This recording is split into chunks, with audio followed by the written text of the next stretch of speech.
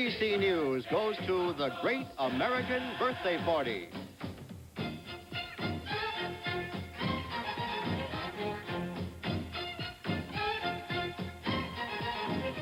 From the American Broadcasting Company's Bicentennial Center in New York City, Harry Reisner. Good morning.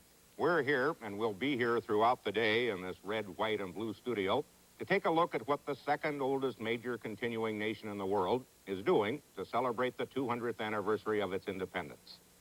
My inclination was to open each of the 3-hour-long programs we have scheduled by setting off a 4-inch firecracker. Cooler heads prevailed. It's not only illegal, but we couldn't figure out which union would have jurisdiction. That's one of the things that is different from 200 years ago. Another is that we can sit here like a patriotic spider at the center of a national electronic web and look at things from East Eagle Jaw, Maine to Falling Arches, Oregon. 200 years ago, it took until August for the word of independence to get to Georgia from Philadelphia. What happened this bicentennial is that in a dozen years of backing and filling and argument, we never did decide on one big national celebration, and maybe that was a good thing, because what filled the void was a lot of special things around the country. We'll be looking at them as they happen all day, from sunrise to sunset, in a country so broad it takes 24 hours for the sun to rise and set on its flag, and so tall you can hear speeches in a dozen accents and a half-dozen American languages. We'll be dropping in on the Great American Birthday Party across the land. Just a sample right now, beginning with Dick Shoemaker in San Francisco. Harry, we're standing in front of the Golden Gate Bridge. The only problem is right now you can't see it because of all the fog. But then again, that's San Francisco. 200 years ago this year, on the other side of where the Golden Gate Bridge is now, Spanish soldiers planted a cross and founded the city of San Francisco. So we're celebrating two big events here, even though the people of San Francisco seldom need a reason to have a party. We started this one early. We taped the sunrise, 5:51 officially this morning, and all day here in San Francisco, there are going to be parades and festivals and fireworks. And on the bay itself, 4,000 pleasure boats are supposed to be gathering, reminding us that San Francisco is still a creature of the sea. This is Dick Shoemaker, overlooking Golden Gate Bridge. We've gotten lucky in St. Louis. After several days of miserable weather, the sun is shining brightly, and so much the better for the 500,000 people who'll be gathering here at the base of the Gateway Arch. It's the nation's highest national monument, built as a memorial to the early pioneers who came through this city. The Mississippi is, of course, probably America's greatest river, so most of the activity today will be focused on the banks of the Mississippi. And American music is the theme of this bicentennial celebration. So along with the river activity, there'll be performances by all sorts of jazz, blues, and Dixie groups. A barge will leave later for New Orleans carrying a brass band which will play all along the way. We're also going to see a race between two stern-wheelers. There will be an aerobatic show. We're going to have fun in St. Louis. I'm Ron Miller at the Gateway Arch. Welcome to Independence Hall, Philadelphia, the birthplace of our nation, the first capital of the United States. President Ford is here and will speak shortly. So, too, will Miss Marian Anderson, the former star of the Metropolitan Opera, who will read excerpts from the Declaration of Independence. A little later, there will be a symbolic ringing of the Liberty Bell, symbolic because of its crack, but there will be a ringing of the Centennial Bell, which will ring 13 times in honor of the 13 original colonies. Also, there is a gigantic parade scheduled here, 5.5 hours long, that will involve about 35,000 people. The stars of the parade will be our 50 states. Finally, security here is very tight, not just because President Ford is here, but also because there are two large demonstrations planned that may involve about 35,000 people.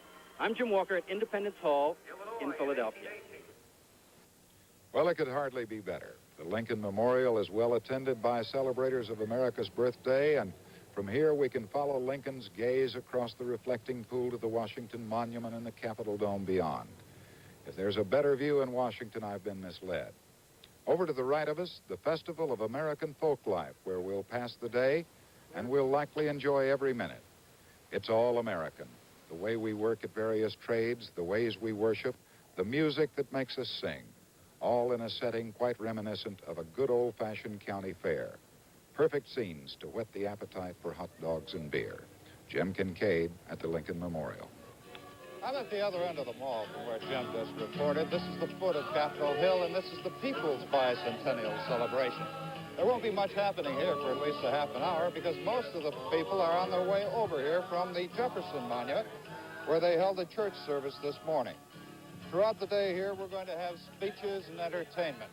Speeches decrying big business's role in the current American scene, calling for a new revolution, a revolution against what big business is doing to the country. This is a counter-demonstration, in effect. A lot of people are heading here now. They'll be here very soon. There's a young group, a group reminiscent of Woodstock, of May Day, of all of the early protest demonstrations. Part of the theme is if Sam Adams were alive today, he would be raising hell. There will be some hell raised here, but it'll only be verbal. Roger Peterson, ABC News at the People's Bicentennial. This is Battery Park in Lower Manhattan. Wave after wave of immigrants have landed at this spot or near it over the past 200 years, and many of them settled within a few blocks of here. The old neighborhoods still dot the Lower East Side, and this afternoon, each of these ethnic centers will be hosting folk festivals. But this morning, all attention is focused out there, just out of sight, beyond Governor's Island and Verrazano Narrows, where that incredible fleet of tall ships stands ready to make its approach up the Hudson River. And then tonight, a fireworks display to dwarf anything that's gone before, shooting up from Governor's Island and Ellis Island, from barges on the water, and from the centerpiece, the Statue of Liberty. This is Ted Koppel in Battery Park. Just a sample of what we're going to be able to see today. On the afternoon of July 4th, 1776, in Philadelphia, the men who had approved the Declaration of Independence heard a letter from General Washington in New York. A fleet of 110 British warships had gathered in New York Harbor. They carried an invading army. Today, the tall ships have returned. This time, they come in peace. We'll spend some time with Operation Sail in a moment.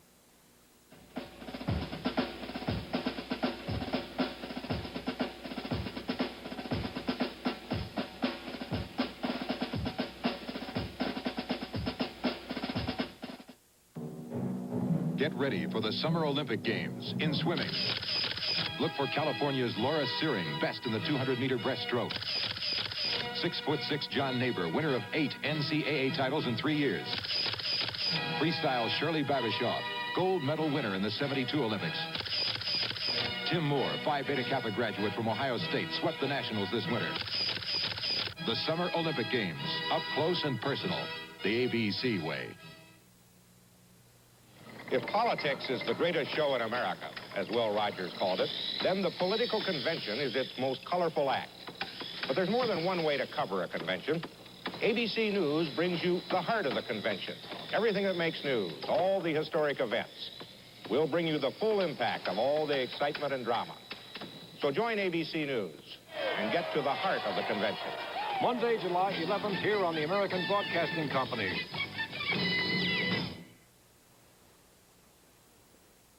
Operation Sail and the International Naval Review are separate events, but they're occurring simultaneously, and we'll cover them that way. At the bottom of this map, you see the Verrazano Narrows Bridge. Near the top is the George Washington Bridge. Now, most of today's activities in New York Harbor will be between those two bridges. The ships of the International Naval Review are stationed along the Hudson River. The ships of Operation Sail will move north past the Navy ships. We have cameras all along the route, on the Verrazano Bridge, on tall buildings in Manhattan, and on the Palisades on the New Jersey side of the Hudson River, and on ships in the harbor. On the New Jersey side of the Hudson River, and on ships in the harbor. So we'll see the ships from many places. Now, let's take you from one end of the harbor to the other. First to John Martin on the German bark Gorschfock. Harry, we're on the bridge of the Gorschfock. This is the command area and the wheel area. These men are called rudder gangers, literally the people who make the rudder go. We're proceeding under power right now. We're within about 1.5 miles of the bridge, outside New York Harbor still. The captain tells me he's hoping for southwesterly winds so he can unfurl his sails when we salute the review ship. And if that happens, we should be able to see back into history because 100 men will climb the masts to loosen all 23 sails. They'll be controlled from the deck below by 200 lines. The crew has scrubbed the decks and coiled its lines and put on its white uniforms, and we're ready to start this celebration. This is John Martin on the Gorschfock approaching New York Harbor. Back to it. The Denmark does have the position of honor among the Among the foreign ships in the operation sail and the only U.S. ship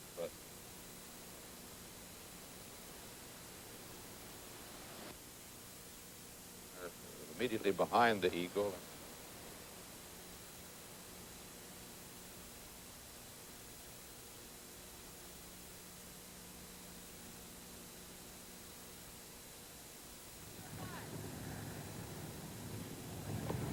Here's the view from New York Harbor as America celebrates the bicentennial from sea to shining sea.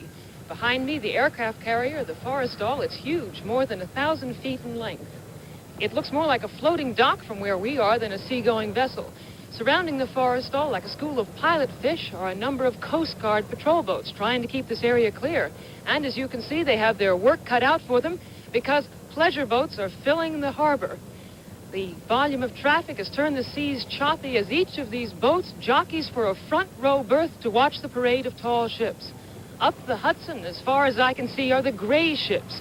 Warships from 22 countries lying at anchor against the murky, hazy skyline of New York City. Everyone here is waiting to watch the silent, graceful procession of tall ships. Bettina Gregory aboard the Four Bells in New York Harbor.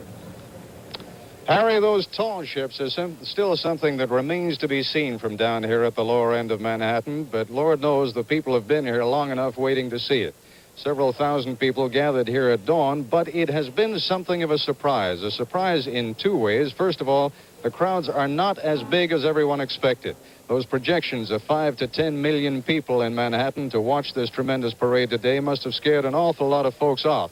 And secondly, at least at this stage of the day, it is an orderly crowd. One would hardly know from looking at these well-mannered people who've been extremely polite to one another that this is Lower Manhattan. The scene you're looking at now is the lower bay of New York Harbor, at the Verrazano Bridge over in the haze over the Narrows. That's the longest suspension span in the world, if we could see it. Beyond the bridge, if we could see them, are some of the ships of Operation Sail, about ready to move into the harbor and up the Hudson River. Our camera now is on the World Trade Centers near the southern tip of Manhattan. On up the Hudson, which is called the North River by those who know New York City as a port city, is the George Washington Bridge. There was a time that was the longest suspension span in the world. The same man designed it as designed the Verrazano. The sailing ships will move from one bridge to the other, 20 miles. Presently, we should be able to see the USS Wainwright, a missile cruiser of the Navy. That's the review ship of the International Naval Review. We're seeing this from a camera on a tall apartment building on the New Jersey Palisades. And right now, down there on the Wainwright, Bill Matney reporting. Here on the Wainwright, anchored at the George Washington Bridge, everything is all set for the beginning of the International Naval Review and Operation Sail involving the tall ships. Vice President Rockefeller, Secretary of State Kissinger, and Defense Secretary Rumsfeld will arrive here by helicopter shortly before 1 and immediately go to a special viewing area, colorfully carpeted and providing an excellent vantage point from which to conduct the official review of all the ships. This guided missile cruiser then will move down the Hudson past the tall ships sailing north and past the warships from 21 other nations, receiving gun salutes along the way. It will join the giant carrier Forrestal off Staten Island, where President Ford will arrive. Crowds already have formed along both shorelines for this, the largest gathering of ships in history. Bill Matney aboard the Wainwright on the Hudson.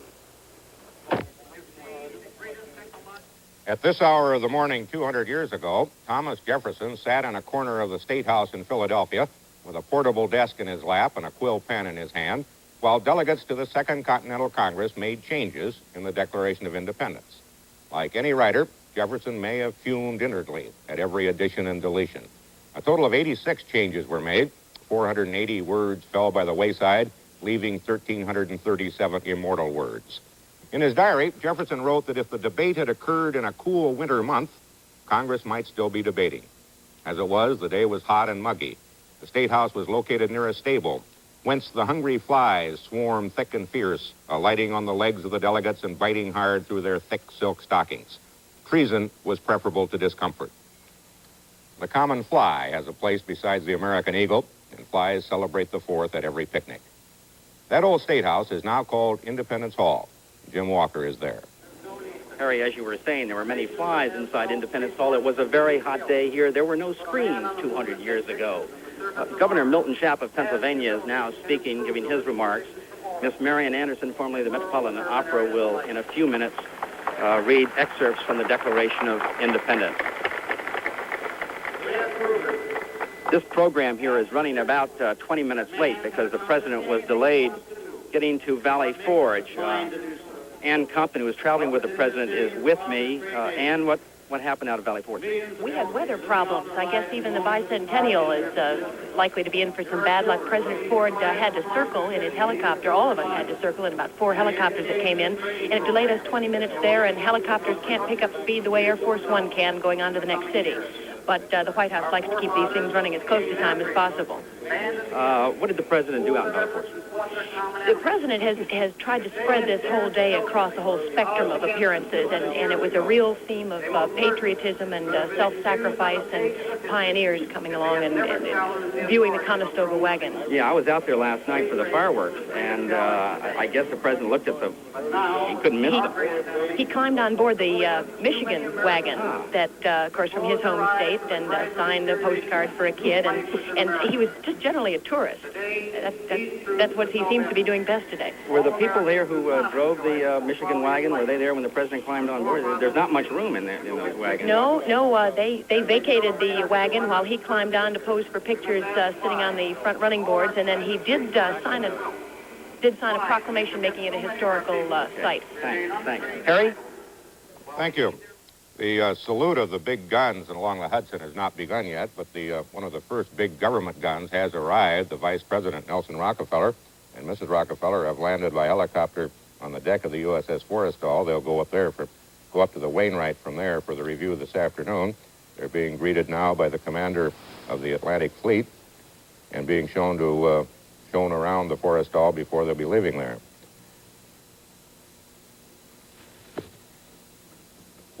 What Vice President Rockefeller is going to do is to look at the very beginning of Operation Sail and the Naval Review from the Forrestal before he goes to the Wainwright. President Ford then will be on the Forrestal later for his part of the review. The Navy has told us that never in their history have they had exactly the kind of problems that they're having with today's events. They've never had to deal with so many important people and so many important ships from so many countries all on one day. And all navies are very conscious of protocol, including the U.S. Navy, and they want to be sure that they give the right number of guns, 21 for the president, 19 for the vice president, differing numbers for the different ships as they go by. You get a pretty good view of the harbor now, below the bridge. It's a relatively clear day in New York. The ship in the foreground is the U.S. barkentine Eagle, actually a German ship bought by the United States as part of reparations after World War II.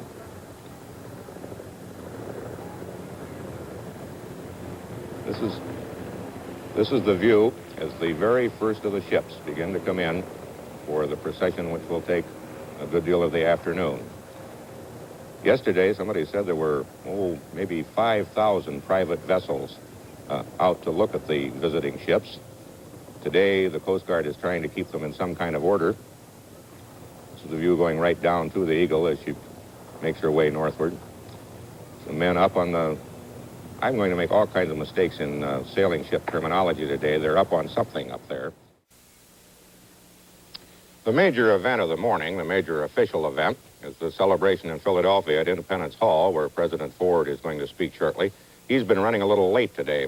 With him, our White House correspondent is Ann Compton. What caused the delay, Ann?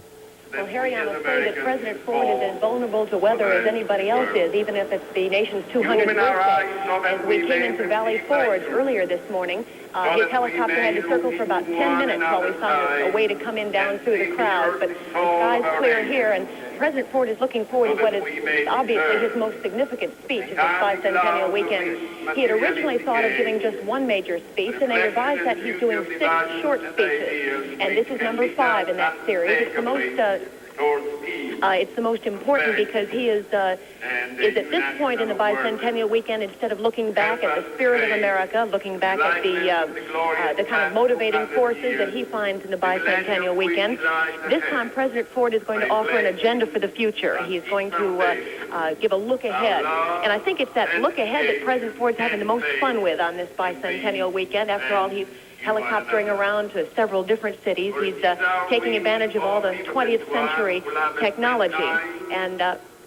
And he's finding that being president on this 200th anniversary is probably the best part of being in office.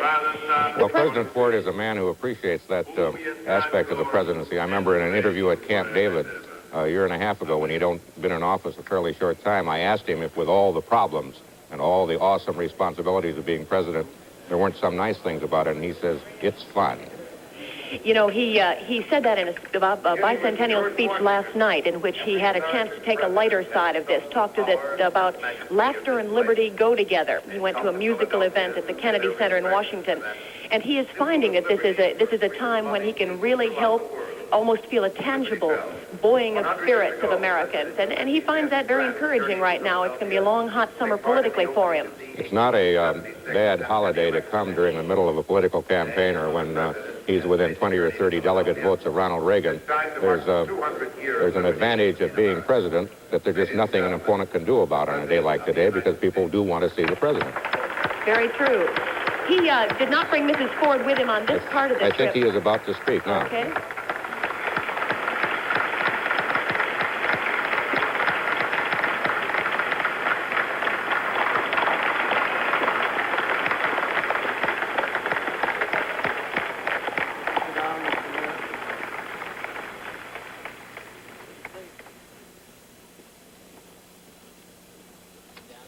Thank you very much, Charlton Heston, Mayor Rizzo, Governor Schaap, Reverend clergy, distinguished members of Congress, distinguished guests, ladies and gentlemen. On Washington's birthday in 1861, a fortnight after 6 states had formed a confederacy of their own, Abraham Lincoln came here to Independence Hall, knowing that in 10 days, he would face the cruelest national crisis of our 85-year history. I am filled with deep emotion, he said, at finding myself standing here in the place where collected together the wisdom, the patriotism, the devotion to principle from which sprang the institutions under which we live. Today, we can all share these simple, noble sentiments. Like Lincoln, I feel both pride and humility, rejoicing and reverence, as I stand in the place where 2 centuries ago the United States of America was conceived in liberty and dedicated to the proposition that all men are created equal. From this small but beautiful building, then the most imposing structure in the colonies, came the 2 great documents that continue to supply the moral and intellectual power for the American adventure in self-government. Before me is the great bronze bell that joyously rang out the news of the birth of our nation from the steeple of the State House. It was never intended to be a church bell. Yet a generation before the great events of 1776, the elected Assembly of Pennsylvania ordered it to be inscribed with this biblical verse: "Proclaim liberty throughout all the land unto all the inhabitants thereof." The American settlers had many, many hardships, but they had more liberty than any other people on earth. That was what they came for and what they meant to keep. The verse from Leviticus on the Liberty Bell refers to the ancient Jewish year of Jubilee. In every 50th year, the Jubilee restored the land and the equality of persons that prevailed when the children of Israel entered the land of promise. And both gifts came from God, as the Jubilee regularly reminded them. Our founding fathers knew their Bibles as well as their Blackstone. They boldly reversed the age-old political theory that kings derive their powers from God and asserted that both powers and unalienable rights belong to the people as direct endowments from their Creator. Furthermore, they declared that governments are instituted among men to secure their rights and to serve their purposes, and governments continue only so long as they have the consent of the governed. When George Washington, already commanding the American Continental Army in the field, the Second Continental Congress met here in 1776, not to demand new liberties, but to regain long-established rights which were being taken away from them without their consent. The American Revolution was unique and remains unique in that it was fought in the name of the law as well as liberty. At the start, the Declaration of Independence proclaimed the divine source of individual rights and the purpose of human government as Americans understood it.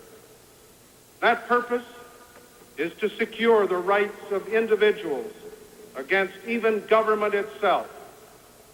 But the Declaration did not tell us how to accomplish this purpose or what kind of government to set up. First, our independence had to be won. It was not won easily. At the nearby encampment of Valley Forge, the rude bridge at Concord, and the crumbling battlements of Yorktown bear vivid interest. We have heard much, though we cannot hear it too often, about 56 Americans who cast their votes and later signed their names to Thomas Jefferson's ringing Declaration of Equality and Freedom, so movingly read to us this morning by Miss Marian Anderson. Do you know what price the signers of that parchment paid for their patriotism, the devotion to principle of which Lincoln spoke? John Hancock of Massachusetts was one of the wealthiest men who came to Philadelphia. Later, as he stood outside Boston and watched the enemy sweep by, he said, "Burn Boston, though it makes John Hancock a beggar."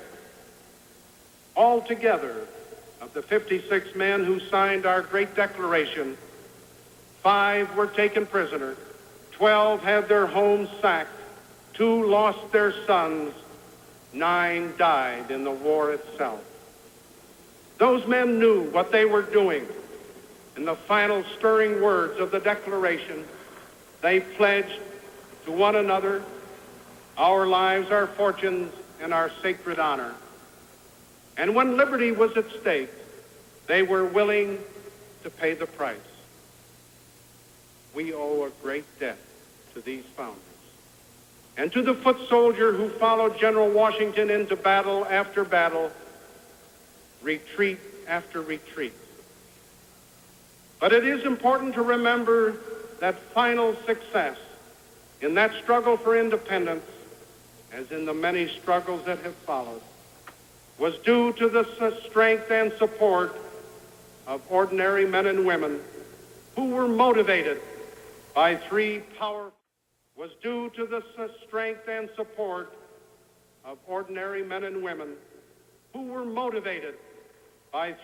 powerful impulses: personal freedom, self-government, and national unity. For all but the black slaves, many of whom fought bravely beside their masters because they also heard the promise of declaration, freedom was won in 1783. But the loose Articles of Confederation have proved inadequate in war and were even less effective in peace. Again in 1787, representatives of the people in the states met in this place form a more perfect union, a permanent legal mechanism that would translate the principles and purposes of Jefferson's Declaration into effective self-government. 6 signers of the Declaration came back to forge the Constitution, including the sage of Philadelphia, Benjamin Franklin. Jefferson had replaced him as ambassador in Paris. The young genius of the Constitutional Convention was another Virginian, James Madison. The hero of the Revolution, Washington, was called back from Mount Vernon to preside. Seldom in history have the men who made a revolution seen it through, but the United States was fortunate. The result of their deliberations and compromises was our Constitution, which William Gladstone, a great British Prime Minister, called the most wonderful work ever struck off at a given time by the brain and purpose of man. The Constitution was created to make the promise of the Declaration come true. The Declaration was not a protest against government, but against the excesses of government. It prescribed the proper role of government to secure the rights of individuals and to affect their safety and their happiness. In modern society, no individual can do this all alone. So government is not necessarily evil, but a necessary good. The framers of the Constitution feared a central government that was too strong, as many Americans rightly do today. The framers of the Constitution, after their experience under the Articles, feared a central government that was too weak, as many Americans rightly do today, that all contained the seeds of their own destruction. So the framers built something new, drawing upon their English traditions, on the Roman Republic, on the uniquely American institution of the town meeting, to reassure those who felt the original Constitution did not sufficiently spell out the unalienable rights of the Declaration. The first United States Congress added, and the states ratified, the first 10 amendments, which we call the Bill of Rights. Later, after a tragic fraternal war, those guarantees were expanded to include all Americans. Later still, voting rights were assured for women and for younger citizens 18 to 21 years of age. It's good to know that in our own lifetime, we have taken part in the growth of freedom and in the expansion of equality, which began here so long ago.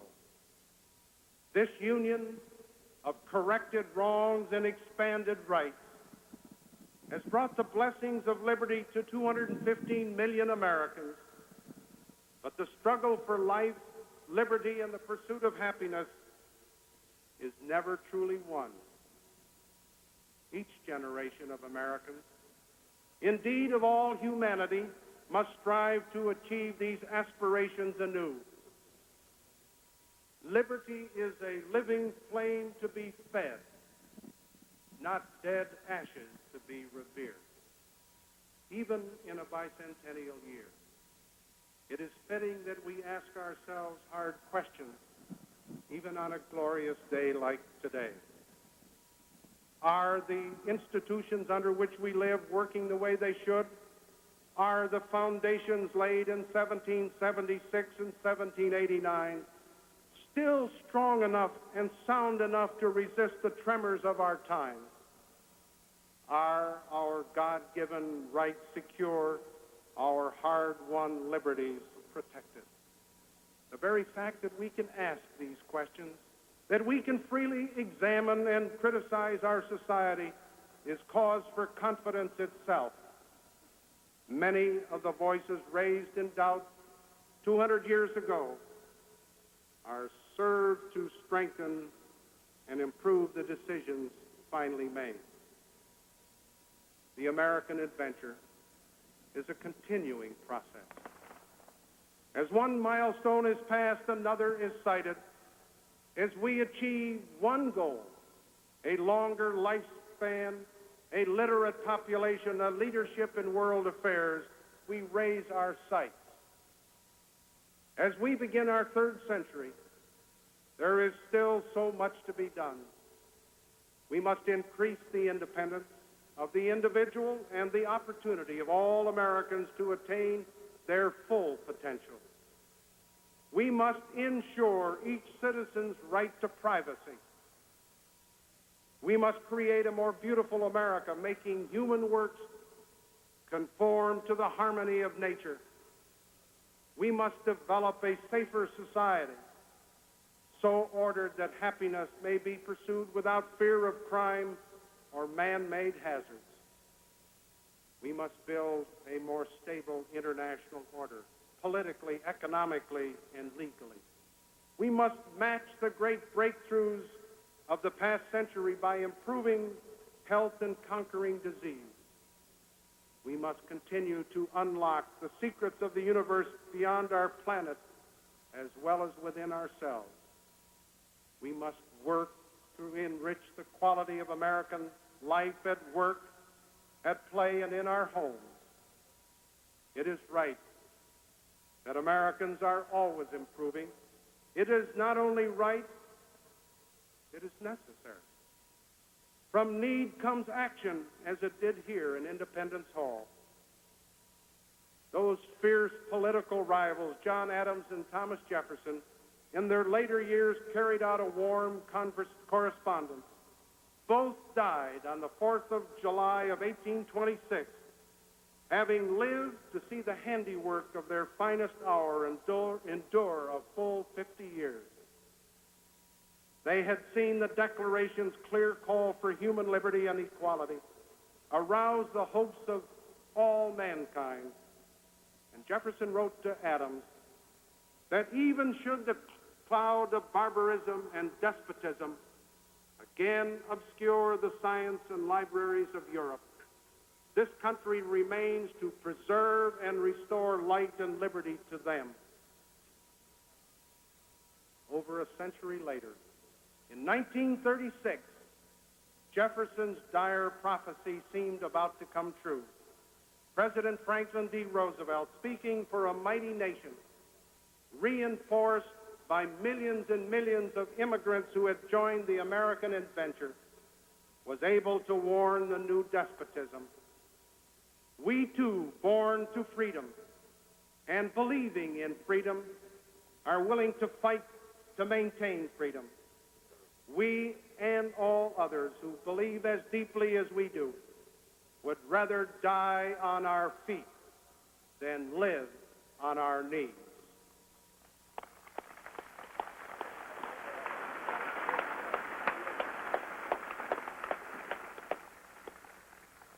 The world knows where we stand.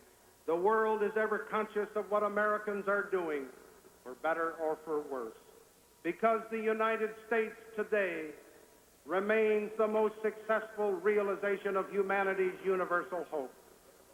The world may or may not follow, but we lead because our whole history says we must.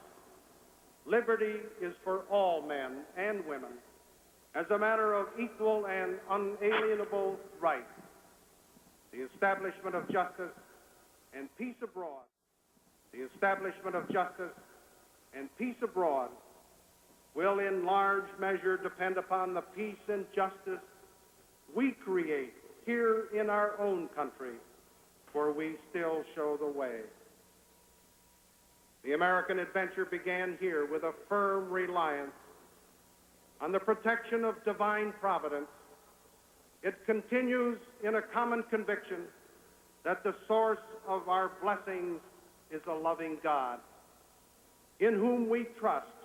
Therefore, I ask all the members of the American family, our guests and friends, to join me now in a moment of silent prayer and meditation. in gratitude for all that we have received, and to ask continued safety and happiness for each of us and for the United States of America.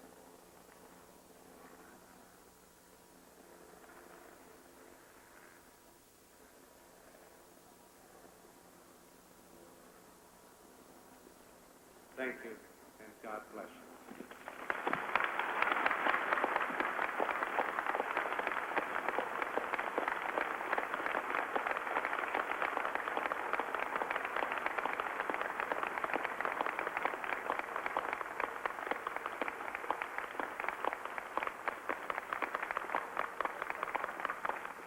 President Ford, speaking at Independence Hall in Philadelphia, has talked about where the United States came from and where it might be going.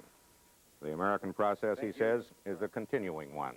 This is the fifth of 6 brief speeches that he's making over this bicentennial weekend.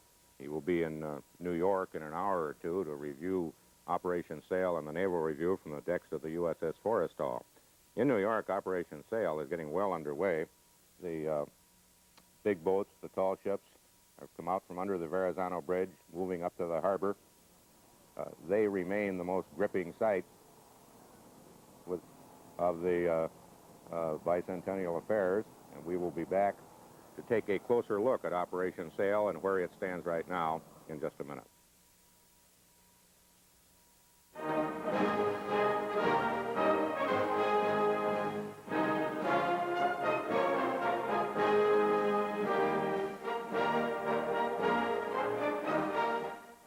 Get ready for the Summer Olympic Games in track and field. Look for Madeline Manning Jackson, gold medal winner, 72 Olympics. Arkansas's Earl Bell learned to pole vault in his backyard, held a world record. In the broad jump, the 72 Olympic gold medal winner, Randy Williams. In the hurdles, South Carolina's Charles Foster, America's top hope for gold. The Summer Olympic Games, up close and personal, the ABC way. The Minnesota Territory, 1850.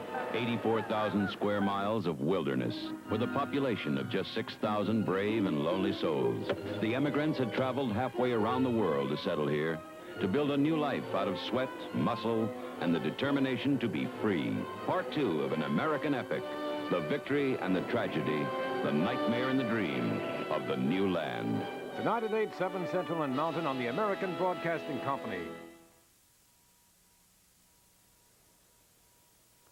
While the tall ships are still coming up the Hudson, another major focus of our activities today is, of course, the nation's capital, which didn't exist in 1776, but is very much there now. And at the nation's capital is ABC's Jim Kincaid. What's going on, Jim? Well, Harry, I have the privilege of being at the American Folklife Festival, which is a very fitting celebration of a lot of things we Americans find precious. There are pavilions and tents and old-fashioned churches here.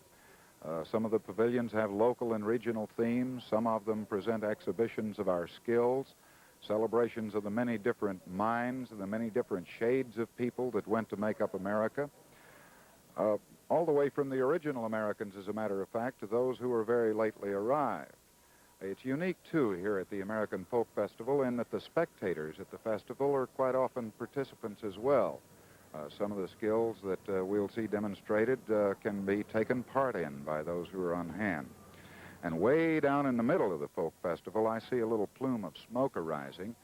I happen to know that underneath that plume of smoke, there's a good old-fashioned American barbecue pit, and I hope to review that later on in the morning. This is Jim Kincaid at the American Folklife Festival. Thank you, Jim. One of the things I was noticing when President Ford asked for a moment of silent prayer was that he bowed his head, and a good many people among the thousands who were watching him in Philadelphia bowed their heads. But some people scratched themselves, and some people went out for hot dogs, and that's part of America, too. At the other end of the Washington Mall, where another particularly traditional part of America, complaint and contention is being dramatized today, is ABC's Roger Peterson. Roger?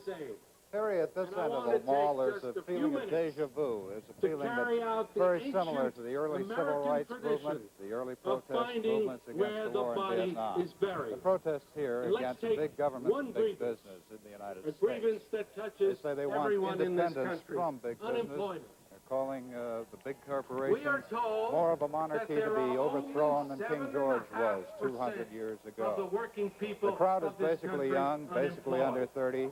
The only people who are almost the only people over 30 here are some of the speakers, like Barry Commoner, the environmentalist, who's speaking in the background right now. They'll be going until late this afternoon. 7 hours of speeches and of entertainment. This is Roger Peterson at the People's Bicentennial. They are 25% unemployed. It wouldn't be an American celebration if somebody wasn't protesting. I'm sure that there were people protesting the way the Declaration of Independence was done in 1776. It is interesting to note, though, that as Roger says, the protesters now tend to be young, and the people who made the Declaration of Independence were not all that young. They were the bourgeoisie. They were, as President Ford noted, in many cases wealthy men, and when they said that they were pledging their lives, their fortunes, and their sacred honor, the fortunes were something that must have taken them some consideration before they decided to pledge. In New York City, in the harbor, the most dramatic pictures of the Bicentennial, Operation Sail well underway, the United States bark Eagle leading the parade. We're going to look at some of those pictures now.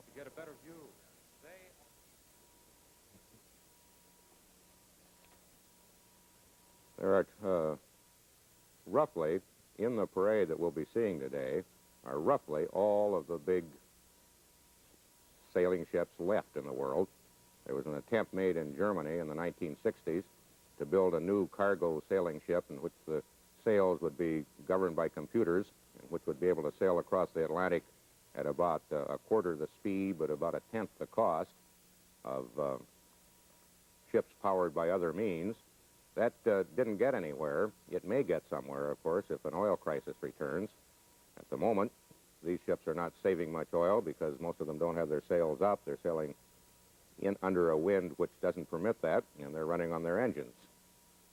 But I don't think that interferes with their beauty.